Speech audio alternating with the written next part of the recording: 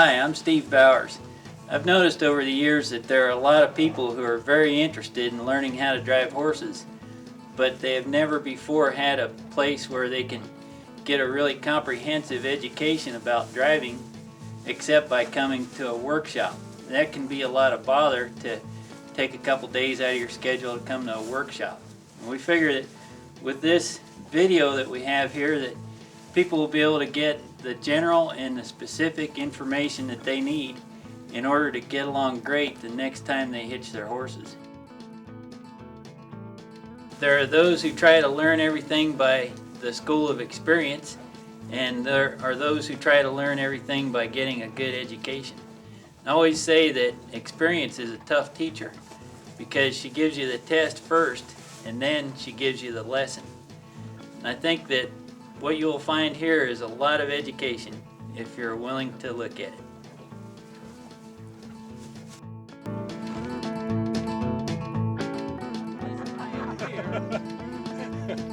Is because I don't know anything about driving horses. And we've got so many of them that we're going to have to start breaking them or shooting them. Yeah. I used to work for a guy that had Belgian horses. Just here to watch and learn. I'm from Chugwater, Wyoming. We have a guest ranch up there.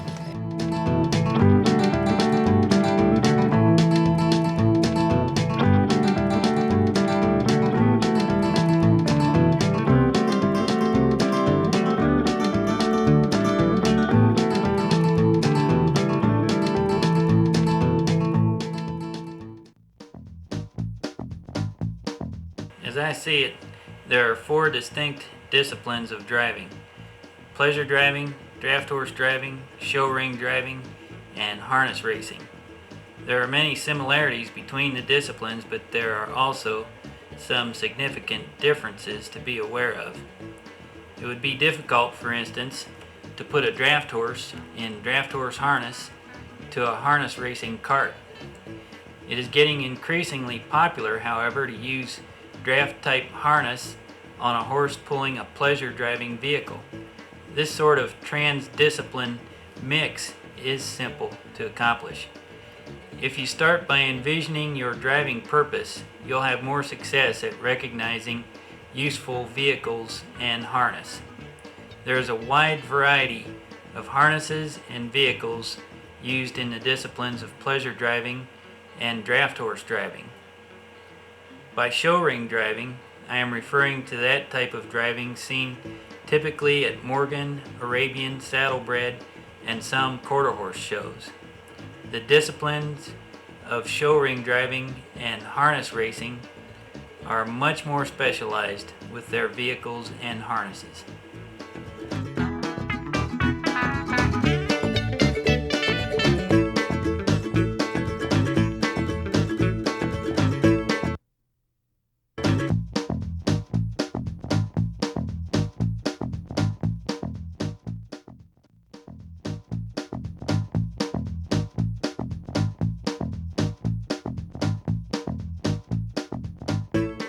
We've got to start somewhere, so we usually start teaching about the dynamics of driving by talking about draft horse driving.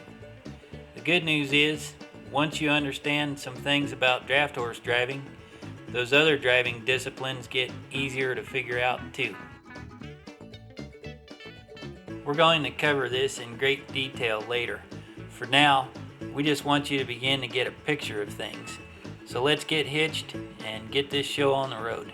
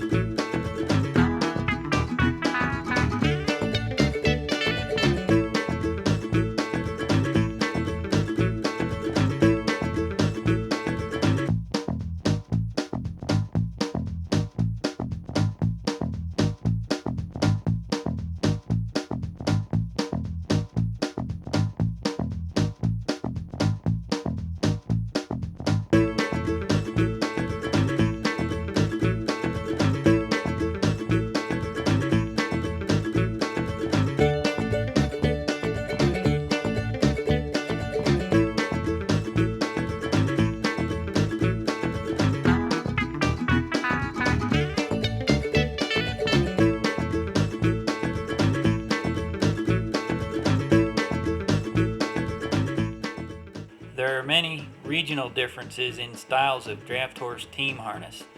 We are using a style of harness that most people use called Western style or box breeching harness.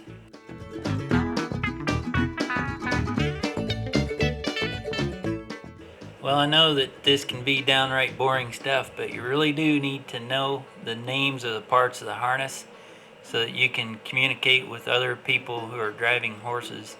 Try to learn these, starting at the nose of the horse here and proceeding counterclockwise around the horse.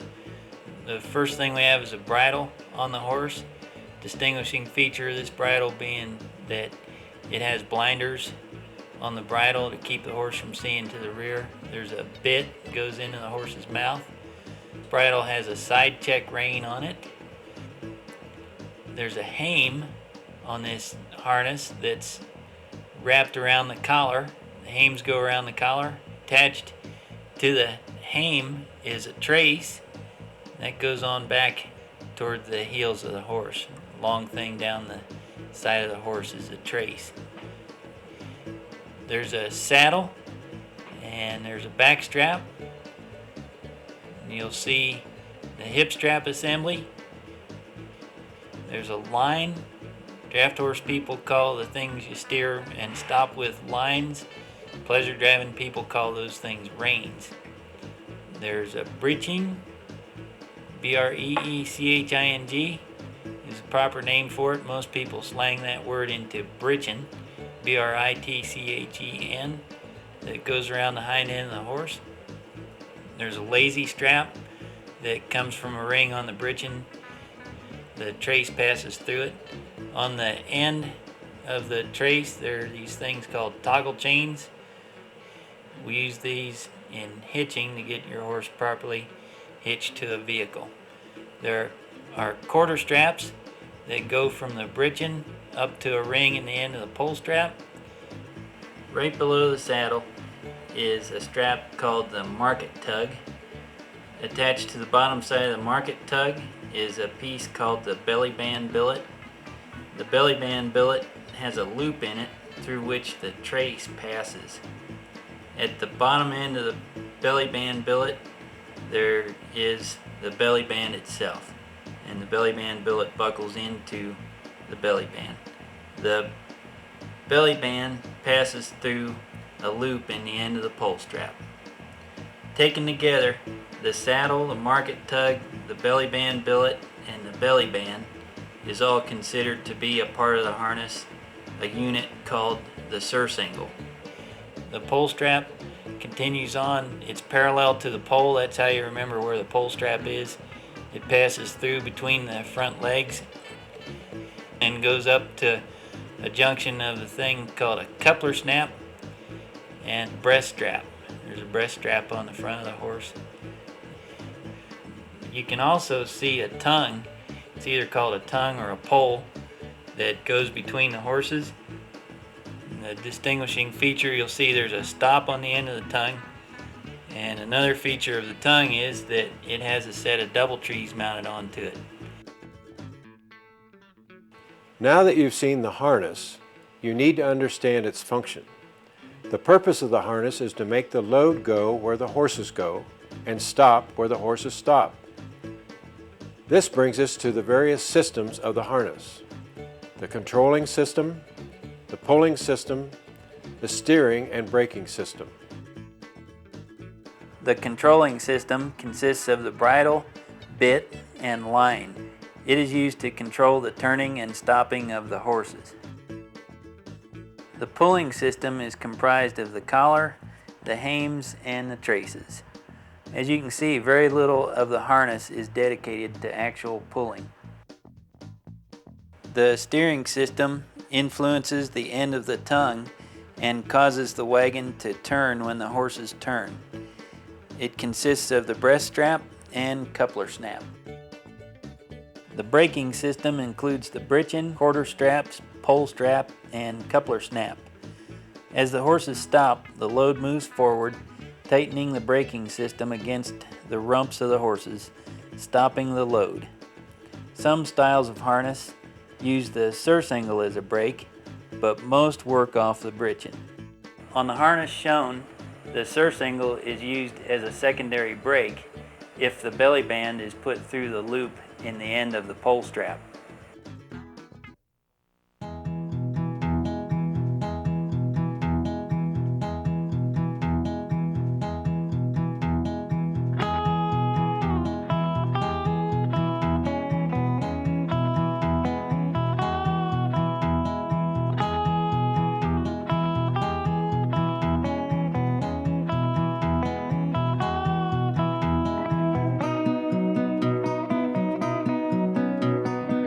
The first time you try to harness a horse, the harness just seems to be everywhere.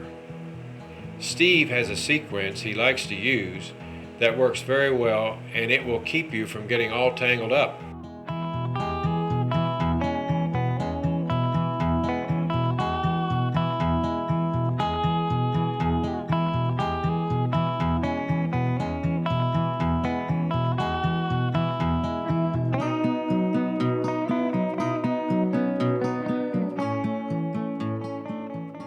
It's normal to put the collar on first when harnessing.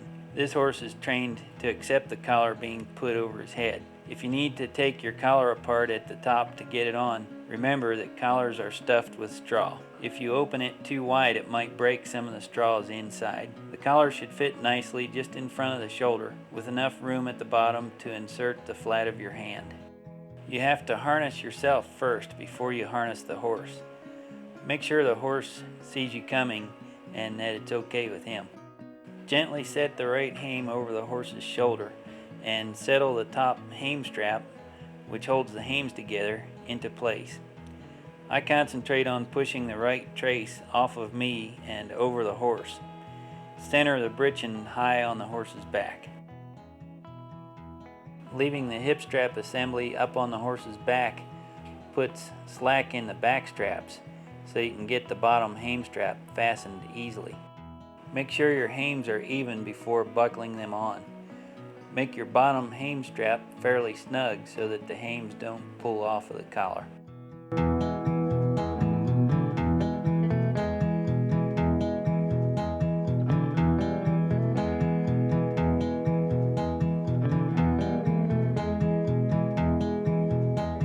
I always hang breast strap, coupler snap, and pole strap from the near or left hame so I don't have to throw them over the horse. Make sure your breast strap snap has the spring clip toward the collar when it is fastened to the offside lower hame ring so it can't grab a bit unintentionally. Fasten your quarter straps to the pole strap with the smooth side of the snap toward the horse.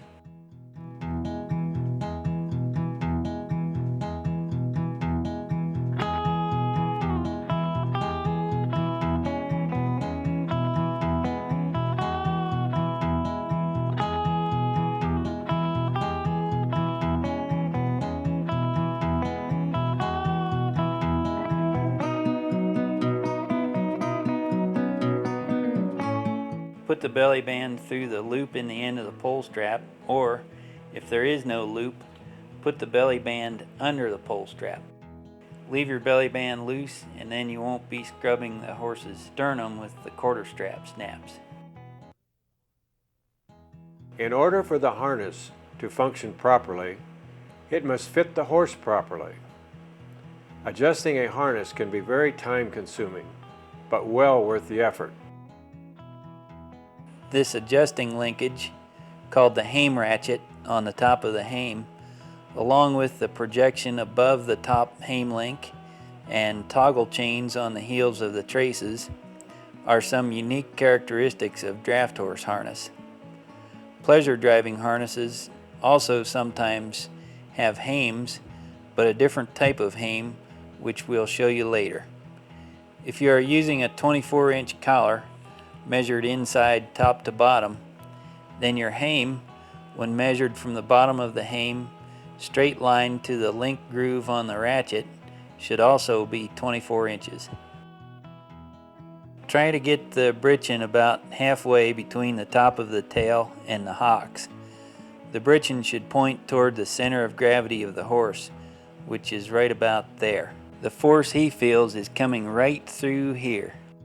The ring in the hip strap assembly needs to be just forward of the high point of the butt.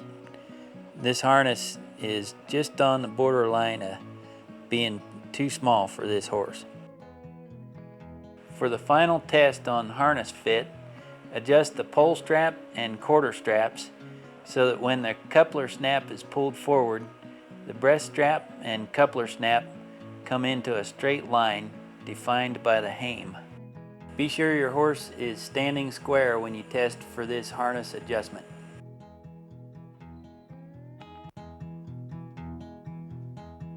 Steve is pretty particular about how he bridles a horse. His idea is to make this a positive experience for the horse. Put the side check rein over the horse's head first, using your right hand. Switch hands now so that you are lifting up on the top of the bridle with your right hand and inserting your left thumb into the corner of the horse's mouth. Most people need to learn to be a little softer here so the horse doesn't try to leave. The offside ear is the one that is hardest to bridle because it is across the horse's head away from you. Bridle it first while there is still some slack in the headstall. Then bridle the near side ear, which is closer to you and easy to reach. Notice that the ears are carefully tipped forward through the bridle, not folded, spindled, or mutilated. The throat latch is there to prevent the bridle from being rubbed off while the team is working. I adjust throat latches on driving bridles so that there is little or no slack in them. We have an old ranch hand around here by the name of L.B. Henry, who likes to tell stories about his good friend Stumpy Pruitt. LB's been known to stretch a story every now and then when he gets into one, but unfortunately these stories that LB tells about Stumpy are all too true.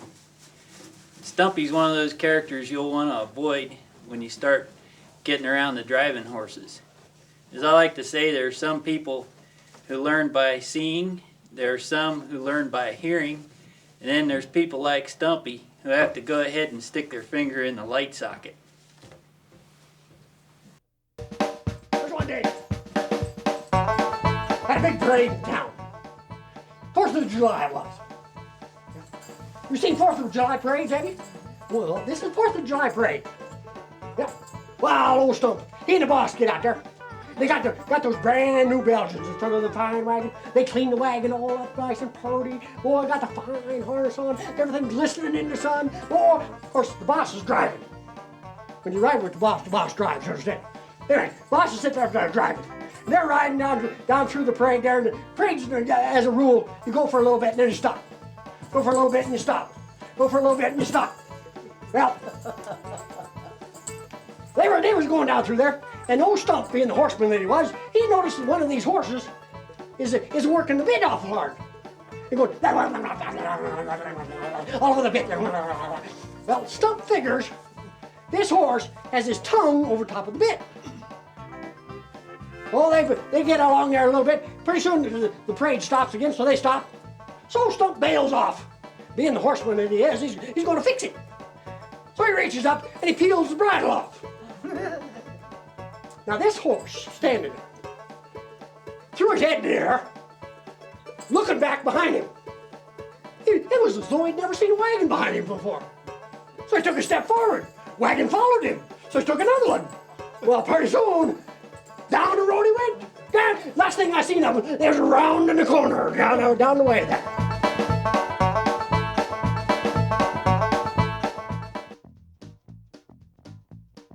Draft horse people call blinkers blinders. Drivers of other disciplines tend to call blinders blinkers. Blinkers are blinders. The important thing is to position them properly by adjusting the crown piece and the bit straps on the bridle. Blinders especially need to do their job if the horse becomes upset. See where the middle of her eye is? Middle of her eye is right there, and here's the middle. The blinker is right here. I like the blinker to be kind of high on a horse's eye because The look of a runaway horse is they don't run away with their head down like that. They run away with their head up.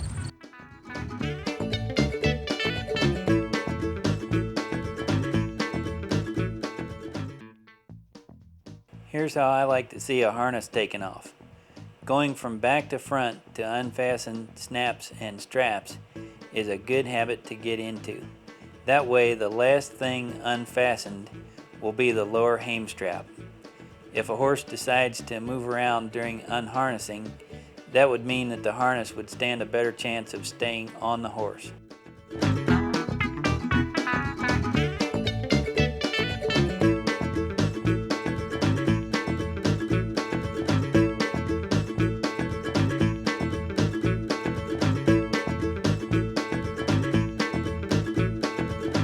Then, when you pull the harness off, you start at the front and slide it off in the direction that the hair grows. Get the hip strap assembly onto your right shoulder and a hame in each hand, then hang the upper hame strap and the hip strap assembly on your hook.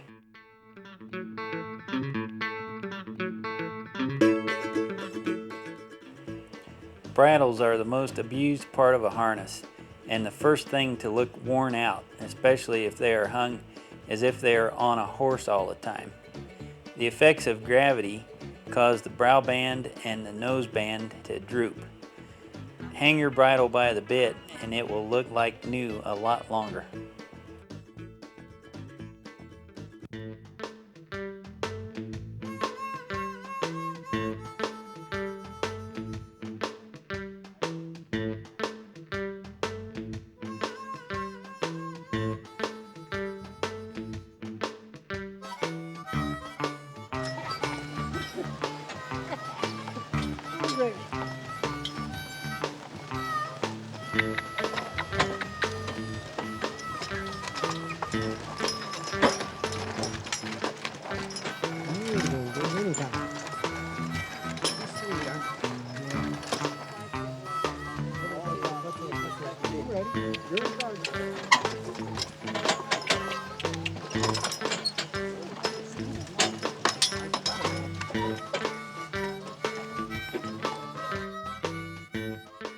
Lining up a team is a very important topic, but it seems to be confusing for a lot of people.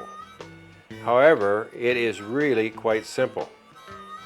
If you understand how lines work, it can save you and your horses a lot of trouble.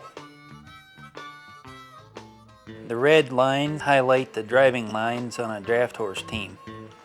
Just for your driving culture knowledge, a pair of draft horses is called a team. A pair of pleasure driving horses is called a pair. It takes 4 head of pleasure driving horses to make what is called a team. So you can see the path of each individual line. We have made the right line green and the left line red. Notice that pulling the green line turns both heads to the right. There is a junction where each line splits. The branch that goes across to the other horse is called the stub line or the coupling line. This branch may also be correctly called the check line or the crossover line. The other branch that goes to the outside of the bit is called the draft line or the continuous line. This line runs uninterrupted from the hand to the bit. The stub line buckles into it. With standard team lines made in America, the best driving position is in the middle between the horses. Moving the driver right or left will increase the tension of the lines going to the bit on the horse opposite the driver. Going from where the stub line buckles into the draft line, I'm going to hold the 2 lines together so I can compare the length of the stub line and the draft line. Just as a general rule of thumb, on a normal length double tree and neck yoke, which is about 42 inches on most draft horses, then the stub line or coupling line, when compared to the draft line, will be 8 inches longer, as you can see here. If I would increase the difference between the draft line and the coupling line from 8 inches to 9 inches, that would affect the distance between the horses at the bits by an inch.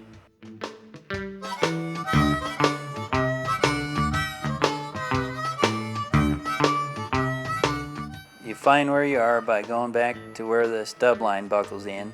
Then we're going to put the draft line through the upper hame ring on the outside, lay the stub line over the mule's back.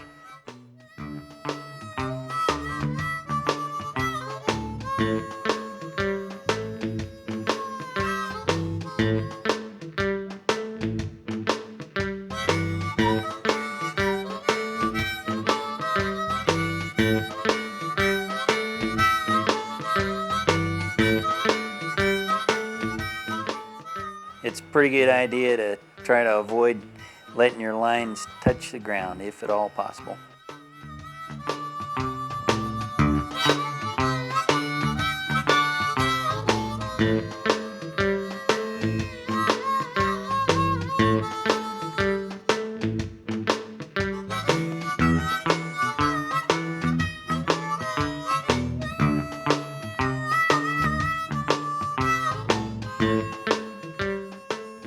Remove all the spiral twists that you can from your lines as you line up, because each twist that's in there will shorten the line asymmetrically to some degree.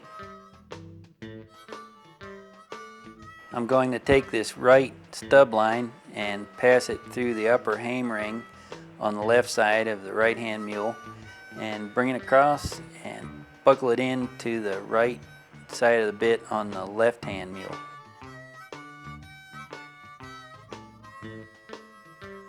The other line will be put on a mirror image exactly like what you saw here. There are several other ways of lining up teams. It is customary for the driver of pleasure driving vehicles to sit on the right side of the vehicle. Achenbach reins are made to position the driver there without unbalancing the tension in the reins. This is the way my father and grandfather drove singles, teams, and multiple hitches. There is a red jockey stick going from the lead horse's shoulder, that's the horse on the left, over to the halter or bit ring on the right-hand horse. The jockey stick horse is also tied back to the lead horse with a tieback rope colored green here. Turns are made by flipping the line to either side of the lead horse's rump.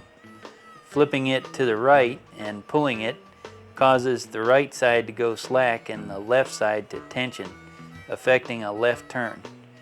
Straight pull to the rear stops the lead horse, and the tieback rope stops the other horse.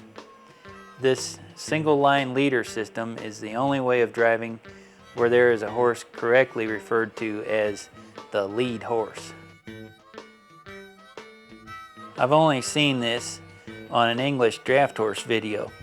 The whole setup is made with ropes. The loop rein is colored green here. The red lines are a buckback system you'll see more of later.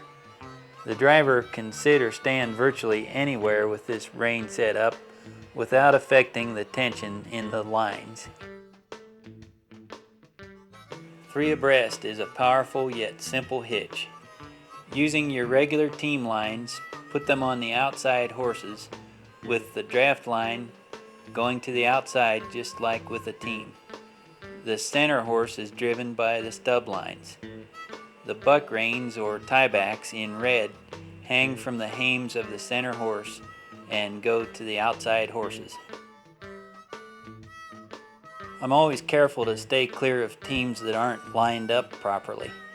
Other than the mistake of switching the orientation of draft and coupling line, the other common lining up mistake I see is shown here. Putting the coupling line through the other horse's hame ring is not a safe practice. We start by removing the bit end of the line from the bit and buckling it or snapping it into the lower hame rings.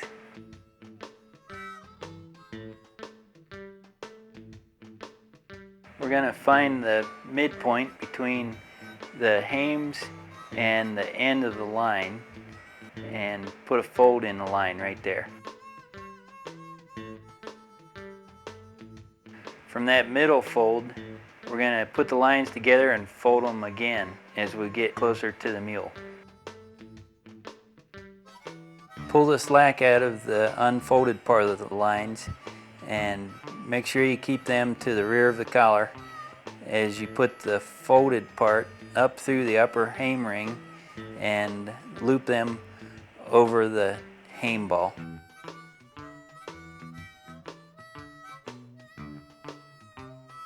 This is by no means a complete look at all of the possibilities for lining up a team or 3 abreast that you will see, but these are some of the most common methods. As you can see from this, there are many different ways to accomplish even something so simple as lining up a team properly. Just remember to keep an open mind about what you see. You'll be able to learn more that way. A veterinarian friend of mine likes to say, if it isn't illegal, immoral, or fattening, it's probably okay. Now that you know a few things about harnessing and lining up a team, we're ready to study hitching in more detail. Horse accidents frequently happen to guys like Stumpy because they don't fully understand hitching dynamics. In Steve's expert witness experience, he has found that the #1 cause of wrecks is ignorance of hitching. This topic probably is the most important thing you'll learn in this video.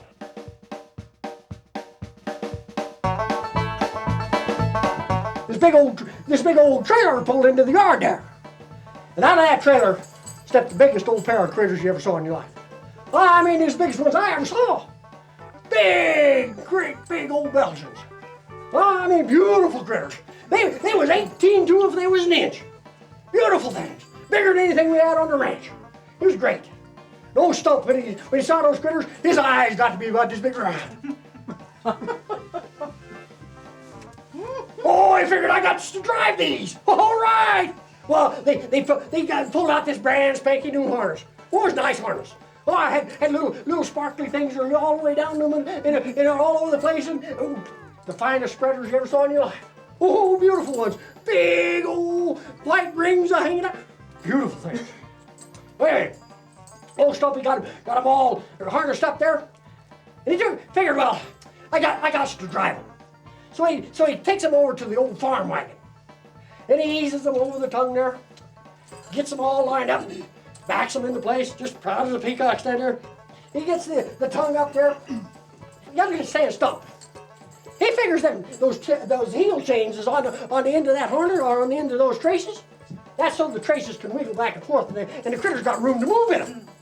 Okay? So he figures you gotta hook those in the end so they can move a bunch. He goes back in the back. He goes back in the back and he hooks up those traces in the end of that chain. You understand? Got to be in the end of the chain. Got to have plenty of room. Well, old Stump, he gets up in there, proud as a peacock. He's ready to go. He clicks him up. He goes. All right, those old critters took one step forward, then another one. The ring on the yoke came right off the end of the pole. Pole hit the ground. Voila! Those critters stepped forward. Old Stump, when they hit the ground, old Stump said, whoa! The critters stopped. The wagon didn't. We'll show you a few different ways of getting your team into position. The most common approach with a well-broke pair of horses is just to drive them over the tongue, as you see here. It's pretty usual with a pleasure driving pair to lead them into position and have a footman hold them while they're being hitched. With a green pair of mules or horses, it's a good idea to have your vehicle brought right up to the fence and then tie each animal to the fence as they're being hitched. Once they're in position, we hook up the neck yoke first because the neck yoke is where the horses get their ability to steer and stop the load. Here's a close-up of the end of the neck yoke so that you can see that the ring in the end of the neck yoke is supposed to encircle the end of the neck yoke. Also, when you snap in to that ring, be sure that your coupler snap is facing in the proper direction The solid side of the snap should be facing to the outside so that the horse is less likely to get a bit caught in it. Here's what it looks like if you hook into the wrong side of that ring where it doesn't encircle the neck yoke. You'll see that it is much weaker this way. It's customary for draft horse teamsters to fasten the inside trace on each horse first. The pleasure driving whip tend to fasten their outside trace first. Remove any twists in your trace as you bring it back. That prevents rubbing the horse wrong. It also keeps the trace the length it was intended to be. Be sure to pull your horse back with the lines, not with the traces. Notice in this picture the 3-foot long rope connecting the britchin rings on the two horses. That's called a britchin tie, and it's a very valuable piece of equipment when you're using the method of hitching where you drive your team over the tongue. It prevents the horses from looking at each other and backing apart.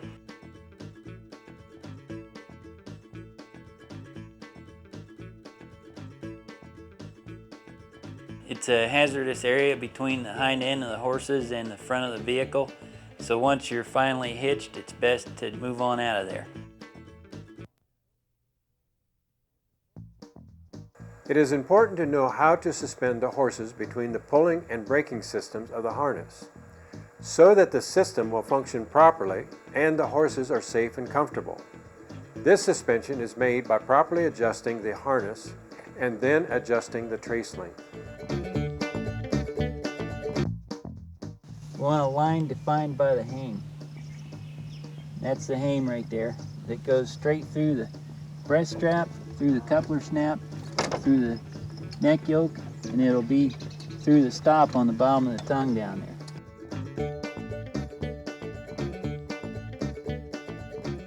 You'll see that now this line we have is broken. Like the hame points this way, the breast strap points out more like that. In order to test for how you're hitched, we need to have them in draft. In order to do that, I got to get up here and I'm going to lead them up a little bit so that they're in draft. See the traces tight? Tight traces. And now we should have a line right there when they're in draft. Line defined by the hame. This is the length determining device here. You'll see that when they're in draft that there's a hand width, just enough here to put my hand in right there. Take this thing off, I'm going to here, I'm going to lengthen that out, and then I'll come right back to this. Notice how we're in the end of it here, okay? And go around behind. Going to do that to this other horse too.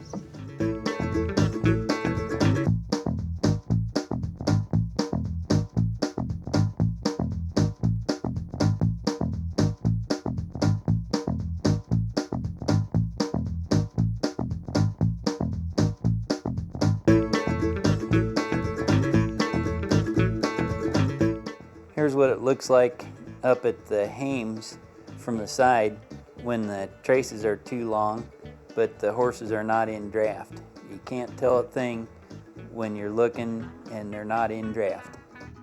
Okay,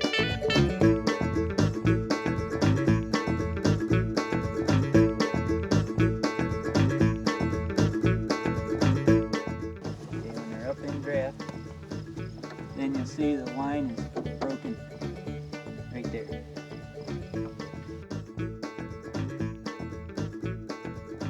Notice that there's way too much room in the britchin. Now we're going to show you what it looks like with the traces hooked too short.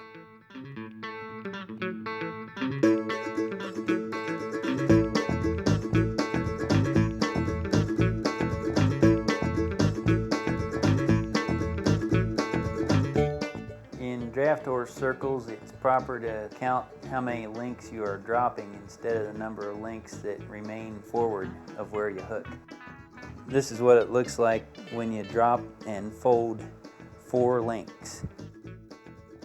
You'll notice that before I lead the horses forward, there's a broken line between the hame and the breast strap. And you'll notice that the horses are in draft.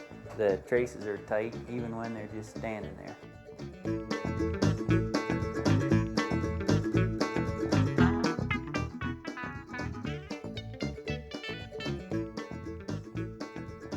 So when I lead them forward, there'll be no change in that broken line there between the hame and the breast strap.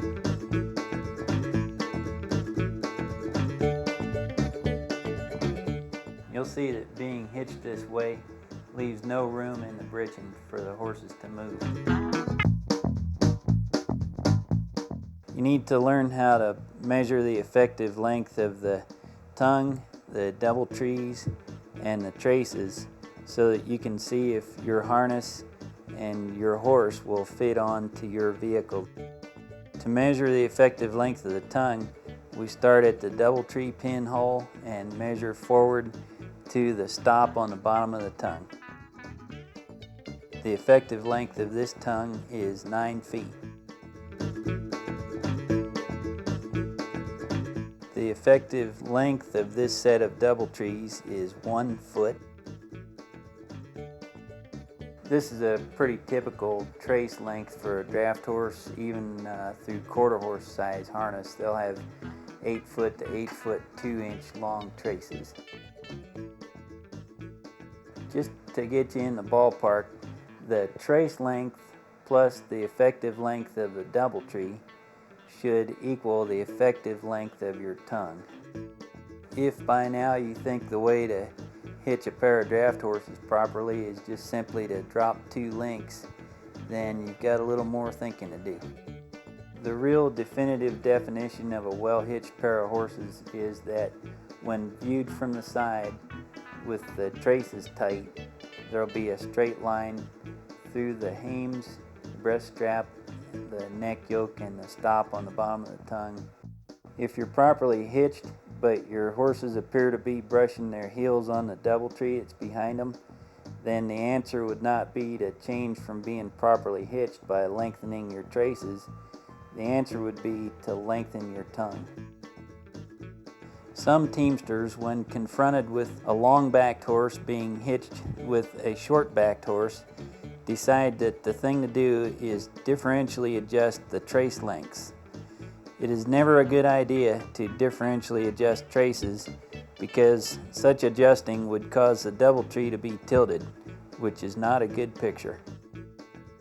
This tongue with a slip-on neck yoke ring slung over against the stop. This is what most people use.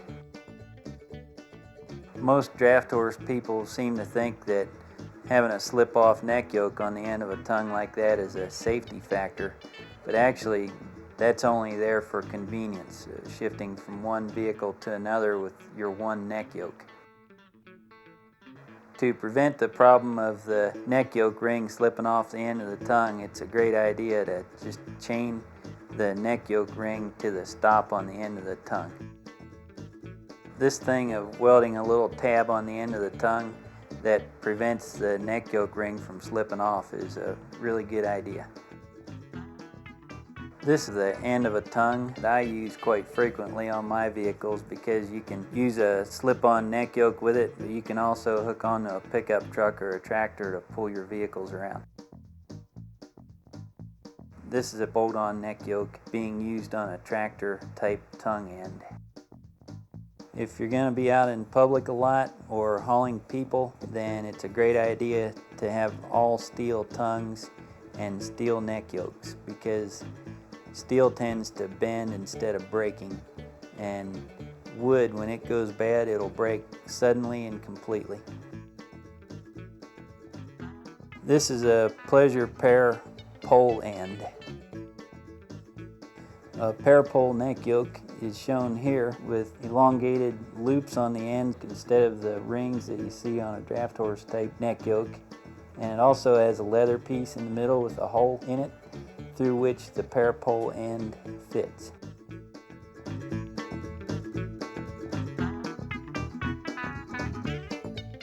With a stiff tongue vehicle, Most people use either a leather or chain piece called a pole piece instead of a neck yoke on the end of that stiff tongue.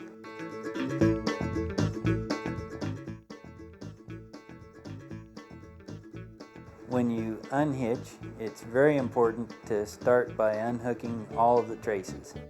It's usually best if the driver is the one who is ultimately responsible for proper hitching and unhitching. You'll notice that we have a driver on the wagon. He has a hold of the lines, and that makes it much safer for unhitching. Once the traces are all unhooked, then you can let the neck yoke down. No matter what the vehicle or the number of horses that you're driving, it's always a good idea for the driver to be the first one onto the vehicle and the last one off.